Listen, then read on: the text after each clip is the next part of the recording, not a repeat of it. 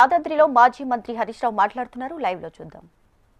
ఆ చేసిన 22 లక్షల్లో కూడా ఓ 2 లక్షల మందికి బ్యాంకుల పైసలు జమ కాలే, వాపసు వచ్చినాయని కూడా ఈ విషయం కూడా వ్యవసాయ మంత్రి చెప్పిండు. అంటే 42లో ఇప్పుడు ఎంతమందికి అయినట్టు? 20 లక్షల మందికి అయింది. అయింది తక్కువ, కాంది ఎక్కువ. ఇది నేను చెప్తలేను, వ్యవసాయ మంత్రి తుమ్మల గారు చెప్పిన మాట. 42 లక్షల్లో 20 లక్షల మందికే రుణమాఫీ అయింది. కానోళ్ళు 22 లక్షలు, అంటే 46% మాత్రమే జరిగింది. ఇంకా 54% రుణమాఫీ బాకే ఉంది. అంటే దేవుళ్ళ మీద ప్రమాణాలు చేసి రైతుల్ని మోసం చేసిన ప్రభుత్వం ఈరోజు ఈ కాంగ్రెస్ ప్రభుత్వం, ఈ ముఖ్యమంత్రి రేవంత్ రెడ్డి గారు. ఇది నేను చెప్తుంది కాదు కదా, నీ మంత్రులే చెప్తున్నారు. ఒక ఆయన 12,000 కోట్లు ఇవ్వాలంటుండు, ఒక ఆయన 17 లక్షల మంది రైతులకు ఇంక ఇచ్చేది ఉన్నదంటుండు, ఇంకొక ఆయనేమో 42 లక్షల్లో 20 లక్షల మందికే ముట్టింది, ఇంక 22 లక్షల మందికి ముట్టలేదు అంటుండు. మరి దీన్ని బట్టి ఎవరు రాజీనామా చేయాలి? రేవంత్ రెడ్డి గారు, నీకు నీతి నిజాయితీ ఉంటే బహిరంగంగా తెలంగాణ ప్రజలకు క్షమాపణ చెప్పు. తెలంగాణలో నువ్వు ఒట్టు పెట్టిన దేవుళ్ళ దగ్గరికి పోయి ప్రాయశ్చిత్తం చేసుకో. దేవుడా నన్ను క్షమించు, నేను తప్పు చేసినా, నేను తొందరపడి నీ మీద ప్రమాణం చేసినా, దయచేసి నన్ను క్షమించని ప్రాయశ్చిత్తం చేసుకో. కనీసం ఆ దేవుడు అన్న నిన్ను క్షమిస్తాడు, ఆ దేవుడు అన్న నిన్ను క్షమిస్తాడు. నువ్వు ప్రాయశ్చిత్తం చేసుకోవు కనుకనే ఇలా మేం బయలుదేరి ఇక్కడికి రావడం. దేవుడా, మా ముఖ్యమంత్రి నిన్ను మోసం చేసిండు, నీ మీద ఒట్టు పెట్టి ప్రమాణం చేసిండు. ఈ పాపాత్ముడు, ఈ అబద్ధాల కోరు, ఈ దగాకోరు, ఈ దివాలా కోరు ముఖ్యమంత్రిని క్షమించండి. తెలంగాణ ప్రజలకిచ్చిన మాట తప్పిండు. కనీసం దేవుడా లక్ష్మీనరసింహస్వామి, తెలంగాణ ప్రజల ముఖం చూసి ఈ పాపాత్ముని ముఖ్యమంత్రిని క్షమించు, తెలంగాణ ప్రజల్ని దీవించు అని ఆ లక్ష్మీనరసింహస్వామిని వేడుకున్నాం. ఎందుకంటే పాలకుడే పాపం చేస్తే అది ప్రజలకు అరిష్టం జరిగే అవకాశం ఉంటుందని కొంతమంది బ్రాహ్మణులు నాకు చెప్పిండ్రు. పాలకుడు పాపం చేస్తే రాష్ట్రానికి ప్రజలకు అరిష్టం చుట్టుకుంటారు సార్ అంటే, ఈ ప్రజలకు అరిష్టం కలగద్దు, ప్రజలకు నష్టం జరగద్దు, ఈ పాపం చేసిన ముఖ్యమంత్రిని క్షమించు, తెలంగాణ ప్రజల్ని కాపాడు లక్ష్మీనరసింహస్వామి అని ఆ దేవుణ్ణి వేడుకోవడం కోసం మేము ఇక్కడికి వచ్చాం. అదే సమయంలో ఆ దేవుణ్ణి కోరాం, దేవుడా ఈ ముఖ్యమంత్రి అందరినీ మోసం చేసిండు.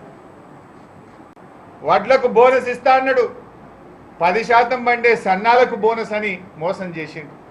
అన్ని రకాల పంటలకు బోనస్ వచ్చేదాకా, రైతులందరికీ రుణమాఫీ జరిగేదాకా, రైతు భరోసా కింద ప్రతి రైతుకు 7,500 వచ్చేదాకా పోరాడే శక్తిని మా బీఆర్ఎస్ పార్టీకి, మా నాయకులకు, మా కార్యకర్తలకు అందించని ఆ లక్ష్మీనరసింహ స్వామిని మేము వేడుకున్నాం. మేము వదిలిపెట్టాం, ఈ ప్రభుత్వాన్ని వదిలిపెట్టాం. మా కృష్ణారావు అన్న రాంగా చెప్తున్నాడు, మా కుకట్పల్లి ఎమ్మెల్యే గారు, వాళ్ళ వార్డుల్లో పర్యటిస్తే మహిళలు అడుగుతున్నారట, ఇంకెప్పుడు ఇస్తాడు 2,500 ఈ ముఖ్యమంత్రి అని మహిళలు అడుగుతున్నారట. ఇంకెప్పుడు ఇస్తాడు 4,000 పెన్షన్ అని ఇలా వృద్ధులు, వితంతువులు వార్డుల్లో తిరుగుతుంటే అడుగుతున్నారన్న మా కుకట్పల్లిలో అని మా ఎమ్మెల్యే కృష్ణారావు గారు రాంగా చెప్తా ఉన్నాడు.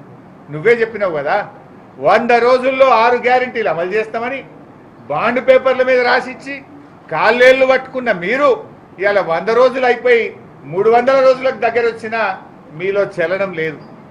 మీదంతా మోసం, దగ ఇవాళ ప్రజలకు అర్థమైంది. అయితే మోసాలు చేసిన కాంగ్రెస్ నాయకుల్ని గతంలో చూసినాం, కానీ రేవంత్ రెడ్డి మాత్రం ఆ దేవుణ్ణి కూడా మోసం చేసిండప్ప. మోసం ప్రజల్ని చేసిన కాంగ్రెస్ నాయకులు చూసినాం, కానీ ఈయన ప్రజల్ని చేసిండు, చివరికి దేవుళ్ళను కూడా మోసం చేసిండప్ప. ఈ ఘనత రేవంత్ రెడ్డి చరిత్ర నిలిచిపోతాడు. అందుకే నేను ఇప్పటికైనా కోరుతున్నాం, నువ్వు ప్రాయశ్చిత్తం చేసుకో. ఆ దేవుళ్ళ దగ్గరికి పోయి చేసిన పాపానికి నువ్వు ప్రాయశ్చిత్తం చేసుకుంటే కనీసం ఆ దేవుడు నిన్ను క్షమిస్తాడు. ఇప్పటికైనా తెలంగాణ ప్రజలకు క్షమాపణ చెప్పు. నేను మొన్న కూడా అడిగినా, నీ మంత్రులు తలా రకంగా మాట్లాడుతున్నారు, నువ్వేమో రుణమాఫీ అయిపోయింది అంటున్నావు, వైట్ పేపర్ రిలీజ్ చేయి. అసలు ఎంతమంది రైతులకు రుణం ఉన్నది, నువ్వు ఎంతమంది రైతులకు ఇచ్చినావు, ఇంకా ఎంతమంది రైతులకు ఇవ్వాలి, ఎంత డబ్బు ఇవ్వాలి, నువ్వు ఒక వైట్ పేపర్ రిలీజ్ చేయి. నువ్వు నిజంగా రుణమాఫీ అయిపోయి ఉంటే బ్యాంకుల దగ్గర రైతులు ఎందుకు పడిగాపులు కాస్తున్నారు? వ్యవసాయ శాఖ అధికారుల చుట్టూ కాళ్ళ చెప్పులు ఎరిగేటట్టు రైతులు ఎందుకు తిరుగుతూ ఉన్నారు? రాష్ట్ర వ్యాప్తంగా నీ దిష్టి బొమ్మలు ఎందుకు తగలబెడతా ఉన్నారు? రాష్ట్ర వ్యాప్తంగా రైతులు రోడ్ల మీదకి వచ్చి ఎందుకు ధర్నాలు చేస్తున్నారు? నీ మంత్రులు కవరింగ్ కోసం ఇక ఇస్తాం ఇక కాలేదు, పూర్తి కాలే, ఇస్తామని చెప్పి నీ మంత్రులే ఎందుకు మాట్లాడుతున్నారు? అంటే నువ్వు 15 ఆగస్టు లోపు చేస్తా అని చెప్పి ఇవాళ రైతుల్ని మోసం చేసినావు. నువ్వు రైతు భరోసా కింద గతంలో కేసీఆర్ గారు 7,500 కోట్లు ఇచ్చేవాడు. ఇవాళ ఆ 7,500 కోట్లు కూడా ఇవాళ ఆగస్టు నెలాఖరికి వచ్చినా ఇంతవరకు నువ్వు ఇయ్యలే. అది ఎప్పుడు ఇస్తావు మరి? ఎంతో మంది చిన్న సన్నకారు రైతులు ఇవాళ అప్పులు చేసుకునే పరిస్థితి వచ్చింది. నిజంగా 2 లక్షల పైన ఉన్న వాళ్ళ మీద ఈ ప్రభుత్వానికి క్లారిటీ లేదు. ఇవాళ ఉదయం నా మొబైల్కి ఒక రైతు మెసేజ్ పెట్టిండు, అన్నా నాకు 6 లక్షలు అప్పు ఉన్నది, 2 లక్షలు మాఫీ చేయమంటే 4 లక్షలు కట్టమంటున్నారు. ఈ 4 లక్షలు నేను ఏడుకెళ్ళి తేవాలన్నా, 3 రూపాయల వడ్డీకి తేవాలన్నా, 4 రూపాయల వడ్డీకి తేవాలన్నా? వడ్డీ వ్యాపారులు కూడా ఎవరు ఇచ్చే పరిస్థితి లేదు. ఇప్పుడు నేను అప్పు మాఫీ కోసం కొత్త అప్పు చేయాల్సిన పరిస్థితి వచ్చిందని 2 లక్షల పైన అప్పున్నటువంటి రైతులు వాపోతున్నటువంటి పరిస్థితి. నువ్వు ఇస్తానన్న 2 లక్షలు ఇచ్చేయి, నువ్వు ఆ కట్టుమనే నిబంధన ఎందుకు పెడతా ఉన్నావు? కట్టుమనే నిబంధన పేరు మీద రైతులను మళ్ళీ 3 రూపాయలకు 4 రూపాయలకు బయట అప్పులు తెచ్చుకునే పరిస్థితి ఎందుకు కల్పిస్తా ఉన్నావు? నువ్వు ఇచ్చిన మాట ప్రకారంగా రైతులందరికీ, అర్హులైన వాళ్ళందరికీ ఆ 2 లక్షలు ఇచ్చి నీ యొక్క నిజాయితీ నిరూపించుకో. నువ్వు మొత్తం కట్టమంటే ఆడికెళ్ళి కట్టాలి. వాళ్ళు రేషన్ కార్డు నిబంధన పెట్టి కోత పెట్టినావు, ఇన్కమ్ ట్యాక్స్ నిబంధన పెట్టి కోత పెట్టినావు. చిన్న ఉద్యోగులకు, ఆర్టీసీ కార్మికులు, సింగరేణి కార్మికులు, ఉపాధ్యాయులు, రిటైర్డ్ ఉద్యోగులకు కూడా ఆపినావు కదా. స్పీకర్కి ఇచ్చినావు, ఎమ్మెల్యేలకు ఇస్తున్నావు, కానీ ఆర్టీసీ సింగరేణి కార్మికులు ఏం పాపం చేసిందే? చిన్న వాళ్ళని ఇబ్బంది పెడతావు, వాళ్ళకెందుకు రుణమాఫీ చేయవు?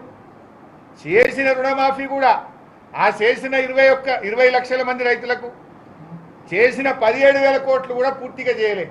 మీరే సాక్ష్యం. మీరు ఏ రైతునని అడగండి. డిసెంబర్ 7 నాడు ముఖ్యమంత్రి గారు రుణమాఫీ చేస్తా అని చెప్పిండు, ప్రమాణ స్వీకారం చేసినాడు. చెయ్యకపోగా ఇప్పుడు ఏమంటుండు?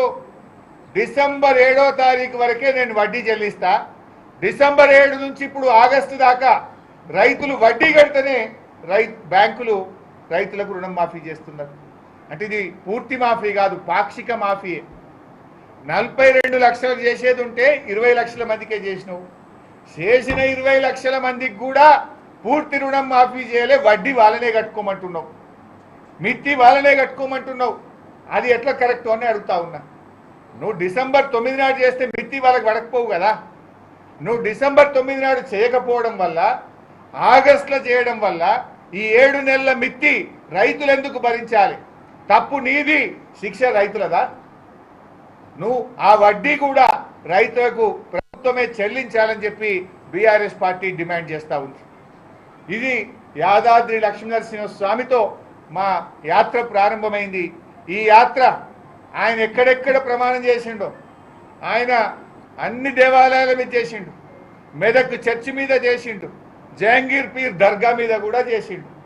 అన్ని చోట్ల పోతాం, అన్ని చోట్ల కూడా తప్పకుండా దేవుళ్ళని ప్రార్థిస్తాం.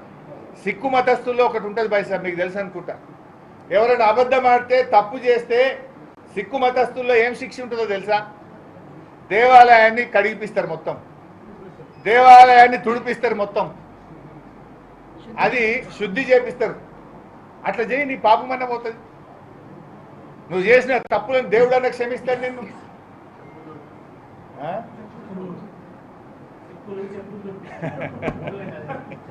సో ఇది దయచేసి మీరు గమనించండి.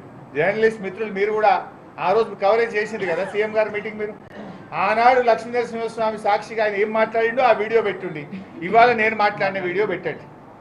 ఇవాళ వాళ్ళ మంత్రులే చెప్తున్నారు కదా బై సార్. బట్టి విక్రమార్క ఉప ముఖ్యమంత్రి గారు ఏమంటుంది తెలుసా? మేము ఇచ్చినాం కానీ బ్యాంకు వాళ్ళు ఇస్తలేరు అంటాడు. వెరైటీ ఉందని ఇల్లుగా. ఉప ముఖ్యమంత్రి ఏమో మేము రుణమాఫీ చేసినాం, బ్యాంకు వాళ్ళు ఇస్తలేరు అంటాడు. పొంగులేటేమో ఆయన ఇంకా 12,000 కోట్లు ఇచ్చేది ఉంది అంటాడు. ఉత్తమ్ కుమార్ రెడ్డి ఏమో 17 లక్షల మంది రైతులకు ఇచ్చేది ఉంది అంటాడు. వ్యవసాయ మంత్రి ఏమో ఇంకా 22 లక్షల మందికి ఇచ్చేది ఉంది అంటాడు. మరి ఎవరిని నమ్మాలి? ఇది ప్రభుత్వమా ఏం చేస్తుండ్రు మీరు గారెడ్ చేస్తుండ్రా అని నేను అడుగుతా ఉన్నా. ఇంకా ఈ సంఘానికి నన్ను రాజీనామా చేయమంటారు. నేనేం చేసినా రైతులకు చెప్పింది అమలు చేయన్న. నీ మేనిఫెస్టోలో రాసింది, ఎలక్షన్లలో ఊరూరికి ఊదరగొట్టింది, గది అమలు చేయమని నేను అడిగిన. అసెంబ్లీ ఎన్నికల ముందేమో హామీలు, బాండ్ పేపర్లు, గ్యారెంటీలు, పార్లమెంట్ ఎన్నికల ముందేమో దేవుళ్ళ మీద ఓట్లు, ఇప్పుడేమో లాఠీలు, అక్రమ అరెస్టులు, నోటీసులు, కేసులు. ఇది రేవంత్ రెడ్డి నిజస్వరూపం. Thank you.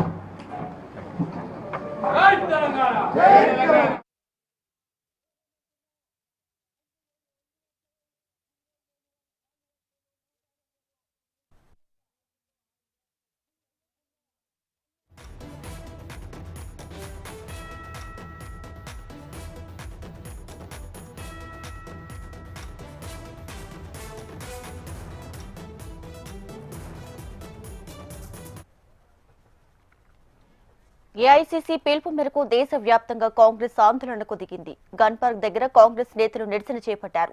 గన్ పార్క్ నుంచి ఈడీ కార్యాలయం వరకు కాంగ్రెస్ నాయకులు నిరసన ప్రదర్శనకు దిగారు. అదానీ మెగా కుంభకోణంపై విచారణ జరపాలని, సెబీ చైర్మన్ అక్రమాలపై జేపీసీ వేయాలని డిమాండ్ చేశారు. సెబీ చైర్మన్ రాజీనామా చేయాలని, దోషులను చట్టపరంగా కఠినంగా శిక్షించాలంటూ పలు నినాదాలు చేశారు కాంగ్రెస్ నేతలు. రాజీనామా చేయాలి సెబీ చైర్మన్, నియమించాలి జేపీసీ.